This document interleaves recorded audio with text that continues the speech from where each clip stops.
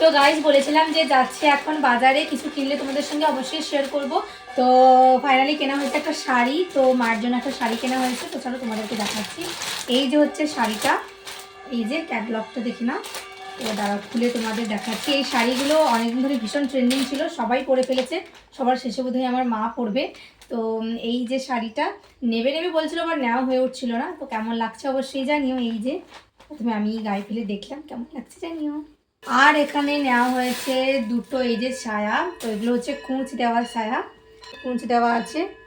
এই যে একটা কালার রেড কালার, আর একটা আছে এই যে একটা, এই দুটো নিয়েছে মা। তো কেমন লাগছে অবশ্যই জানি, এরকম কুচ দেওয়া আছে। আর নেওয়া হয়েছে যে কটা জিনিস দেখাচ্ছি তোমাদেরকে। এই যে একটা জিনিস, এটা কি, এটা পরে তোমাদের দেখাবো, কারণ এটা হচ্ছে একটা স্পেশাল ডের জন্য, তো তোমাদেরকে পরে দেখাবো। আর এখানে আছে টিপের পাতা, এগুলো মায়ের টিপের পাতা। আর আছে একটা নেল পালিশ, এই যে একটা নেল পলিশ আছে, কালারটা কেমন লাগছে অবশ্যই জানিও।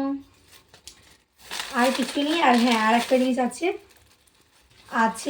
এক জোড়া কানের স্টাফ। তো